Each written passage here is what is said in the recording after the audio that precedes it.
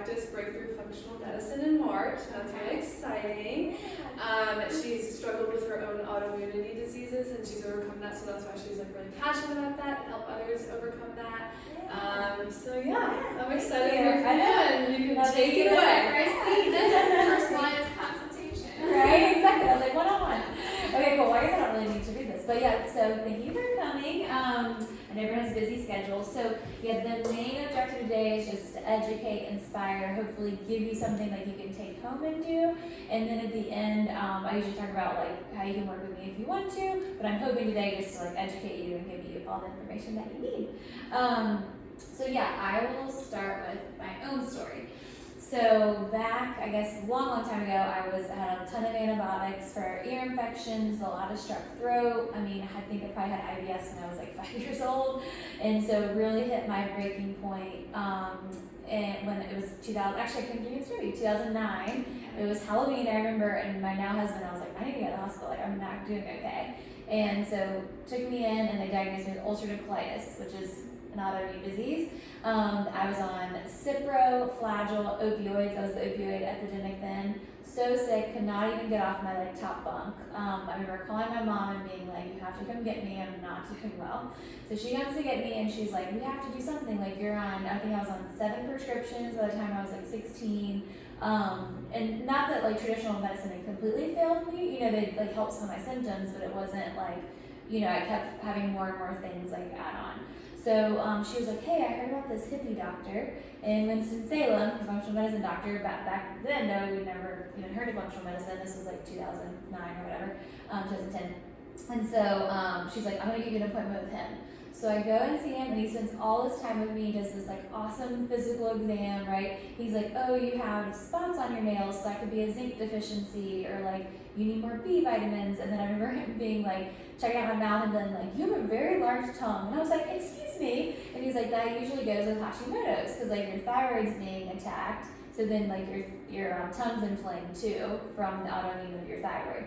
So anyway, so he diagnosed me with Hashimoto's, which is another autoimmune disease of the thyroid, and was like, you have to like change your whole way of living, your diet, your sleep habits, your stress. Like he just gave me all this stuff to do. And he's like, and you're malnourished, you need to take some supplements. So that began my functional journey.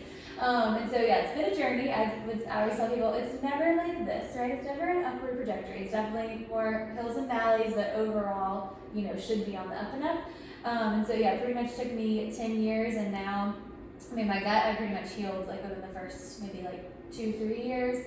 Thyroid took a little bit longer. In hindsight, I think I just had like a ton of infections. I had tick bites growing up. I mean, you know, you name it, all this like crazy stuff that I think led to my autoimmune disease. So anyway, so I have not treated myself, but gone through this journey and healed myself, so that's why I'm so passionate about helping others. So yeah, okay, so I think that's, and then of course, talk to your own medical authority. Okay, and then I talked about all that. Yeah, and so yeah, most people who are here today is because they have autoimmune disease of their own or know someone. And so I'm just hoping to, talk about the background, maybe nerd out a little bit with that, and then we'll talk about the phases and the triggers, and then how to put out the fire, if you will. All right. So we all know autoimmune disease is becoming super prevalent. It does encompass a bunch of different types of illnesses, which we'll talk about, I think it's next slide. Usually affects women. So that's interesting. And then, a lot of people are like, oh, I have this rare autoimmune disease, but collectively they're really common. I think it has a lot to do with like toxins, air pollution, a ton of different things out there we'll get into. And there's no cure, if you will, but I have seen, at least from a functional medicine standpoint, people go into remission and, be able to treat it from that standpoint. Okay, so here's a few different ones. So we talked about Hashimoto's. There's also Graves' disease, which is hyperthyroid, not hypo usually. Lupus, ulcerative colitis, celiac disease. So it's pretty much when your body's turned on itself and is attacking itself. So from a functional medicine perspective, we want to say what's there that the body doesn't like that it's turning on. And is that a toxin? Is that a food you're ingesting? What could that be? Okay, cool. And then here's a bunch of statistics. We know that it is growing. I feel like all the time I have someone come in, they're like, I have this rare disease, and they tell me this autoimmune disease. I'm like, yep, never heard that one. But you know, it's still the same approach that we're, you know, trying to get to the bottom of the root cause, if you will. And that's why I love functional medicine, because we're digging and trying to find out. I was kind of joke, we have a toxic bucket, and what's in our bucket, and what can we like slowly pull out, if you will. Okay. Yeah, and if you have one autoimmune disease, then it puts you at an increased risk of getting another one, which is unfortunate.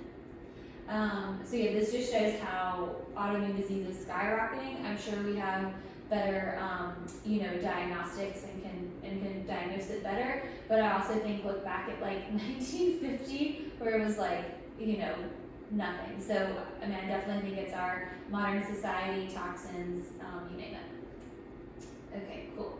So, yeah, and the hard thing about autoimmunity is I have people all the time, they are like, you know, I feel like I have this, I know I have this, but it takes a long time to get diagnosed, because it can be like, oh, you had a positive, say, ANA on the lab work one time, we go back and repeat it and it's gone. So, oh, you know, you don't have autoimmune disease right now, but you're having all these like, you know, intermittent symptoms, and you're like, no, I'm pretty sure I have this, and it can just take till it's further progressed in order to diagnose. That can be frustrating. So from a functional perspective, you know, we're trying to be like, okay, even if you're not diagnosed, but you're having all these autoimmune symptoms, let's go ahead and start treating and trying to find out, you know, what's causing these things. Okay, cool. And then, yeah, and then same thing with current therapies. A lot of people are put on, you know, say prednisone to lower the inflammation, or they're put on biologics where that's lowering your own immune system, so your immune system's not continuing to attack yourself, but then it puts you at higher risk for, you know, other infections and illnesses like getting COVID or getting, you know, viruses out there. So it's kind of like this catch-22 of like, okay, I'm having all these symptoms, I need to, you know, put out the flame. And I tell people all the time, like, if the medicines are helping you, stay on them while we work on everything else, because I'm not just going to tell you to get off your prednisone or biologic that's really working, but we can figure out hopefully the root and work, you know, on that. Okay, cool. And then, okay, this gets a little bit like in the nerding out, but our immune system, I think of like a seesaw. So we have Th1 and Th2. And so how I like to think of it is, you know, our seesaw should be like this with our immune system, and sometimes we can tilt one way where it's Th1 mediated or Th2 mediated, and so we want to like level those out. I feel like I usually see Th1 is more up, but you know, it can be different for everyone. And so yeah, so this is, so we also think of it like a gas and brake pedals. So we want to have, like, if our immune system sees a virus or a foreign invader, we want to like hit the gas, go attack it, but then our body sometimes doesn't have those regulatory cells to like back off. And so then, you know, we're like, we need the break, right? I think of it like the cytokine storm with COVID, where everyone was like, oh, that's why you're getting so sick, because your body's like attacking the virus, causing this big inflammatory storm. But then our body's like, okay, I can't like put this fire out, kind of thing. So yes, I think of it like that too, with that effector and regulatory cell with the gas. So we want to have good gas and then a good break too. Okay, cool. And then this is a fun little picture. So then we have B cells and T cells. So that's the cell response, and that's the Th1 and Th2 too. And so, yeah, so and we have all these different helper cells and T cells. It gets super in the weeds, but I'll go into all that. But yeah, I just think of the seesaw there too. And there's my little seesaw. So the goal is to develop strategies to normalize that balance between the brake and the gas pedal, and then that seesaw, if you will. And this is helping us control the white blood cells, which is part of our immune system. All right, cool. And then there's a picture that'll show this better. So there's different phases of autoimmune disease. A lot of times, like we said, it can be partial, like short-lived, and then we get out of it, and then it comes back, like remissions. And then we can have exacerbations where I feel like I have people all the time like, yeah, I was doing really well, and then I had a really bad, you know, stressful episode, trauma happened, and that's when everything kind of flares up. So that's when I picture that toxic bucket of everything in there, and then let's throw some trauma and some stress, and then that's when the bucket overflows, right? So it's, I think a lot of times what's hard about autoimmune disease is we think of it as, oh, it's one thing that made my toxic bucket overflow. A lot of times we already had things in that bucket, and that's just the thing in our mind that like, oh, like I know when this happened, that's when I got super sick. And that's probably true, but what else was leading up to it, right? And kind of like a snowball effect, if you will. All right, cool. So yeah, so this is the initiation phase is like the subclinical. We might not be aware of symptoms. I know that a lot of times if, I'm doing like a thorough workup of blood work with people, I'm checking ANA, a sedimentation rate, there are labs out there to say like, is are these high? And that's not diagnosing you with autoimmune, that's saying, hey, your body doesn't like something you're doing, so let's go ahead and like work on detox or on diet or things like that. And then usually the propagation phase is where the tissue is being damaged and there's inflammation, and that disrupts that immune balance, like that seesaw. And then resolution is when the activation of the intrinsic, so inner and outer cell mechanism, restores immune balance. And so this is like the relapsing and remitting disease, where they're like, yeah, I didn't have joint pain for maybe a month, and then it's back, kind of thing. So back and forth. And there's a good picture. So initiation, yeah, and then trying to, we're always trying to figure out what's the triggers that are causing it. I know like back in 2018, I had so many patients who were like, I was doing good, and then Hurricane Florence came, and my house got flooded, and then there was mold in my house, and that's what blew everything up, right? And it's, I think the sensitive people, we have like genetic variants where we're more sensitive to molds and things that other people aren't. And so, yeah, just trying to figure out like what broke the camel's back, but what was also, leading up to that too, that caused it. Okay, cool. All right. Okay, so yeah, so thinking about what's lighting the match, right? So environmental triggers, I have people all the time too, they're like, I was doing great, and then I went to Puerto Rico, and I think I got a virus or a parasite, and that's when the wheels fell off, right? And so then we wanna work on that infection or figuring out what it is, but also, I think thinking of it like, let's work on our microbiome, let's work on our diet, let's work on our stress too, and like those foundations. So especially like the first appointment I have, it's called the foundational assessment. So we're working on diet, exercise, stress, and sleep, because those are the most important things like we have to do or you're not gonna heal, right? I'm always like, I wish you didn't have to sleep, I wish you didn't have to eat healthy, but I've tried out supplement those things and you cannot do it. So yeah, trying to figure out like, how to work on that while we're working on what's the infection, what's the microbiome, like the gut biome look like, and then what tissue's being injured. Is it your gut? Is it your thyroid? Is it your joints? That kind of stuff. All right. And there's some more nerding out. So that's our T regulatory cells. They just can't, keep everything regulated. There's the triggers. There's our genetic predisposition, which is definitely a thing. That HLA gene, people get checked for that all the time and find they have it. But I always say, I don't think genes are your destiny. I think the genes, I always say, load the trigger, but then we pull the trigger. Yeah, the genetics load the gun, we pull the trigger. So yeah, I think, there's things we can do to turn off those like dirty gene pathways, if you will. So we're not like, oh, woe is me, my genetics, it's gonna suck. Like, no, you're just gonna have to try harder and work harder than most people, but doesn't mean you're doomed and gloomed. Alright, cool.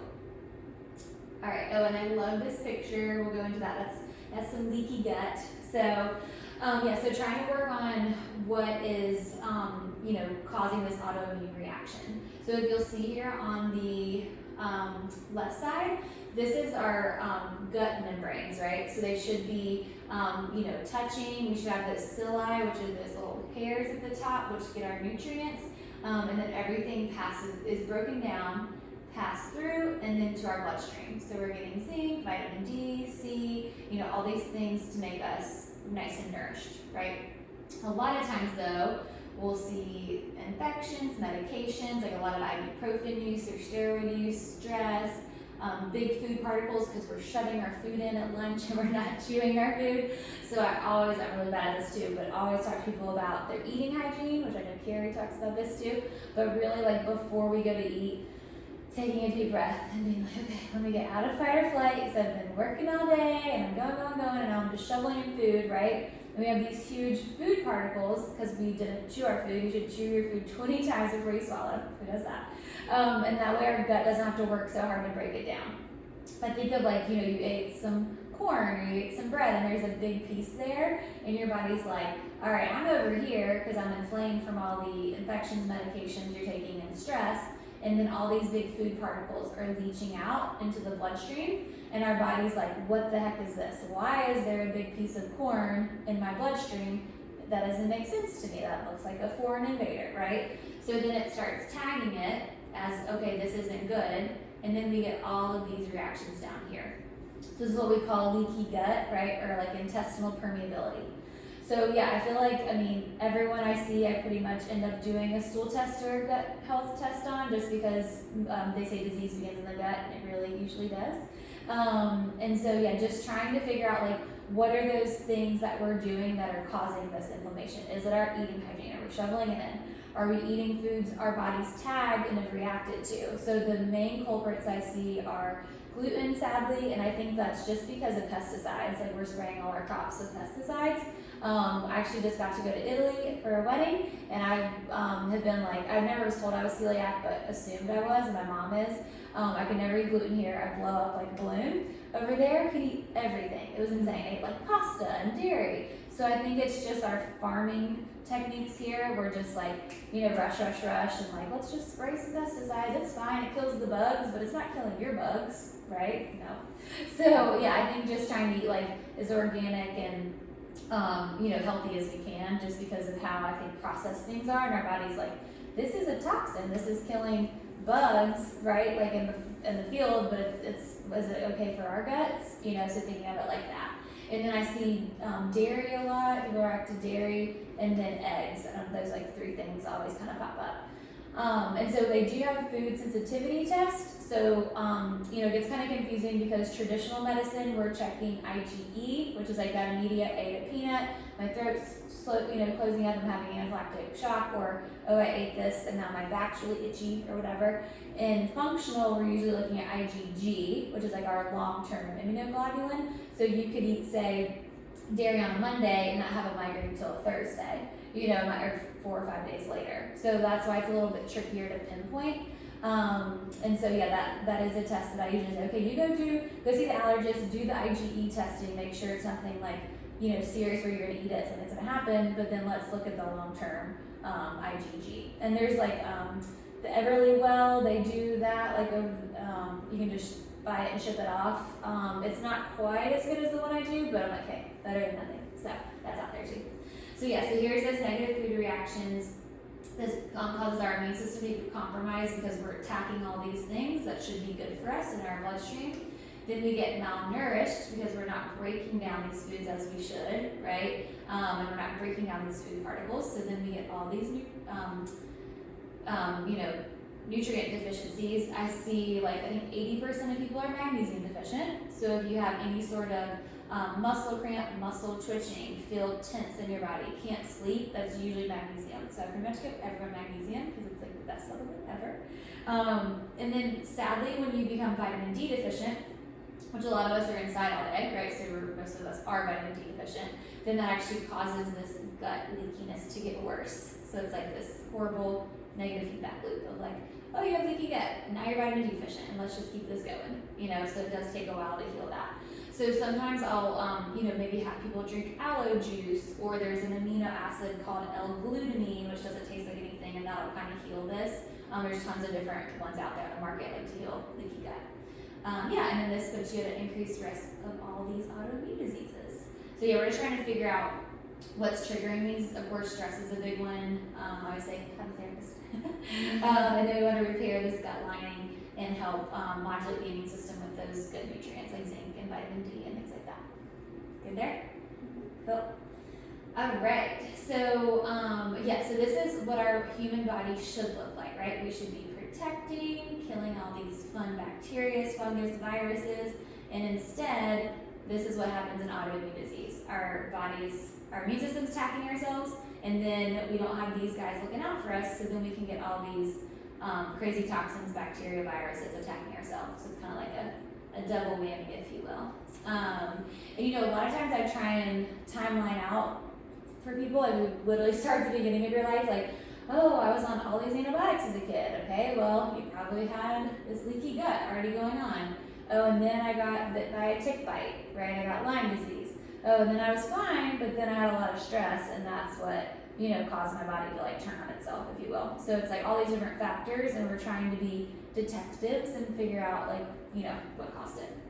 And then trying to figure out what aggravates your immune system. So I tell people all the time, I think we have this, especially women, we have this like mindset of, I'm gonna be a mom, I'm gonna run a business, I'm gonna do all the things, right? And then we're like, hey, but you have this autoimmune disease going on. You might not be able to work 40 hours a week. You might need to, work 25 and take care of your kids, right? So it's like trying to find that balance of what is doable and not gonna cause you extra stress, but also being like realistic of like, what can you actually do? I think a lot of times moms and women were just like doing all the things and not taking rests and not taking breaks. And so just trying to figure out like, how can we lower that stress burden? How can we, seeing a therapist I think is great, trying to do meditation and like stress mediation. I know for a lot of my patients, I tell them just to take a day off, like just have fun, do what you want to do, like a Sabbath, if you will. And people are like, I can't do that, I have too much to do. And like, it's crazy when you actually give yourself a day to like regroup, and be like, okay, I'm gonna just chill out. Like then the next day you're ready to be like, all right, ready to get my stuff done, So that's been helpful for people too. All right, so there's the triggers. All right, and then here's, I think we kind of already talked about these, but leaky gut, that was that picture I showed you. Stress, gluten, just because there's so many toxins. And I think a lot of people are getting better about this, but just looking at the cleaning products like in your house, right? I think we never realized like how much like Windex is really not good for you, and like just looking at all those things, and I think it can be overwhelming. So I tell people like pick one thing at a time. Like when you run out of your Windex or whatever, your soap, then go research and find like a good one. So I know I really like Branch Basics because it's they have like a laundry one, they have a soap one, doesn't like smell crazy. There's like a lot of ones out there now too. I think I have been using the app like Think Dirty, so you can actually like scan products and it'll tell you from 0 to 10 like how toxic it is. So that's been helpful too. There's so many things out there now, and then infections. So gut infections, Lyme disease, you name it, parasites, you name it. Okay.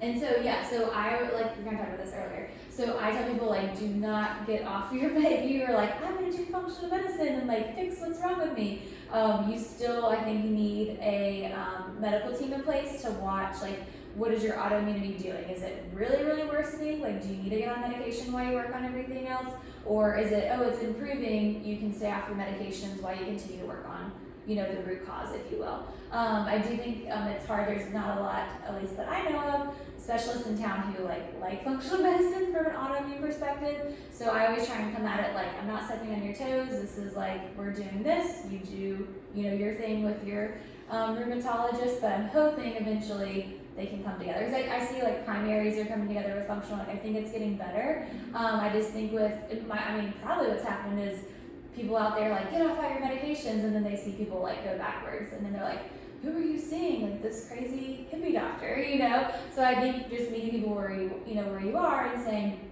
we're going to work together to find the root cause while you stay on medications and like follow your numbers and your with the specialist, if you will, and making sure there's like a cue going on.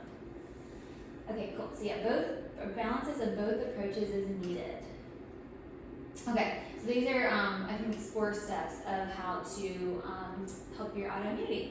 So no 2 people are the same, right? With Hashimoto's, I've seen some people have Hashimoto's because they had mercury fillings in their mouth, like from the dentist, and then that's like, think about you drinking something hot every day, and that's literally draining down into your thyroid, and that's a toxin. I don't know why they put mercury in people's mouth. That will always blow my mind. That's one thing that I'm like, that makes no sense. So if you have any metal fillings like in your teeth, I always say go to a functional or biological dentist to have them removed properly, because that is a known toxin. There's many studies out there, and I think we're going to eventually, hopefully, to God, get away from it. And then I see someone, oh, Hashimoto's is coming from their gut, so healing their gut. Or, oh, Hashimoto's was coming from gluten exposure. So just everyone's so different, and just trying to figure out what those triggers are.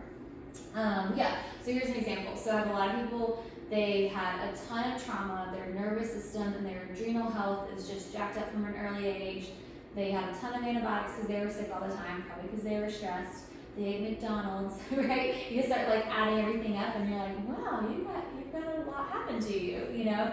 And then trying to figure out what the 5 to 10 years prior to disease. So did you travel, get a parasite? Did you have a trauma? Did you have a surgery? Even like anesthesia can be hard on our mitochondria, which actually makes energy, so that can be stressful. A toxic environment, like did you have outgassing or radon or mold or something like that? And then, or did you have a kid and you weren't getting any sleep, and that did you in, right? So all those things you're trying to figure out and like be a detective and figure out what's for your story, what's causing it. Okay, cool. And then this is the hypothesis, right? So we're gonna start looking like, what is your toxic burden? What is your diet like? Are you eating a ton of processed foods? Can we try a paleo diet where you're eating meats and vegetables and fruits, and then maybe try some rice, something like that. Can you eat more organic? Are you, our water supply is just disgusting. I tell everyone, I'm like, please try and get reverse osmosis if you can. There's someone in town called Whole Water Solutions. They'll come put one in your house. I think it's like $450, and then they just come once a year to do the filter. So it's, I think, pretty reasonable, especially not to be drinking crappy water, because it has, I mean, we all know living here that Gen X, like, it's just crazy. Like, how did this happen? And sometimes the filters, like even on the fridge, don't filter out Gen X. So supposedly they've taken care of it, but as they say, better safe than sorry. Heavy metals, we talked about that. So the teeth, the personal care products, like switching those out. I think around here it's just such a moldy place. So if you go on vacation and you're like, wow, I feel a lot better, not just because your stress is less, but you're like, I don't have allergies, or like, I'm not like itchy like I normally am, or my asthma's not bad, whatever, then start to be like, oh, like maybe it is my house. I had a patient last week, she's like, I've had all these people out, and they're like, no, you don't have mold, and I'm like, call my girl, and she's like, there's mold everywhere, and I'm like, yeah. So I think having the right people to like test and find it. I know for all my houses, I have them checked, and it's crazy. They're always like, yeah, your air handler's off, so then you have water pooling in your, air handler, and then that humidity is going to the rest of the house, feeding mold. There's like basic things like that. Like, I wouldn't have to check that. I just knew my house was humid. So yeah, just trying to do your due diligence, make sure your house is clean. And then nutritions. Are you working out? Are you sleeping okay? If you're not sleeping okay, try some magnesium. Do you need to work on your trauma, right? Go talk to a therapist. A lot of times I see there's like this negative feedback loop. It's called our limbic system, which is our amygdala in the center of our brain, and that's that fear response.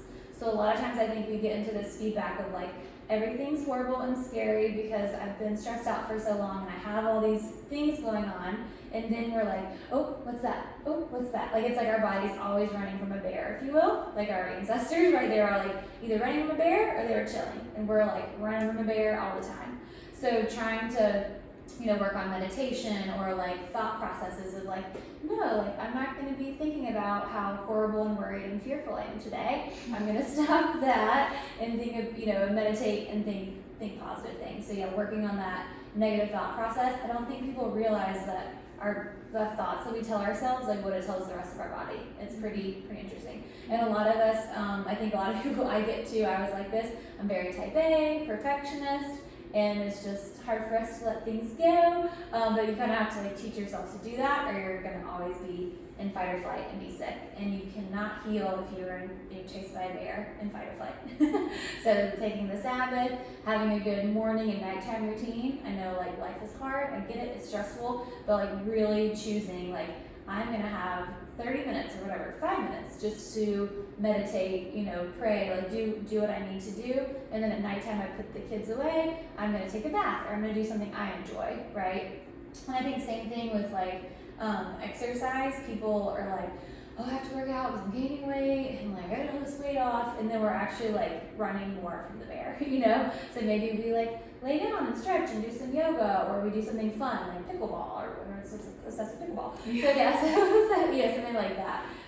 So I think of like that too. And then yeah, trying to figure out, this one patient I heard about, they could not figure out what was wrong with her, and it ended up she had her wisdom teeth removed and it had gotten like impacted. And there was an infection like in her mouth, and then it was affecting like the rest of her body. So once they finally figured that out from a functional dentist, then all of her autoimmune diseases went away. So yeah, everyone's just so different.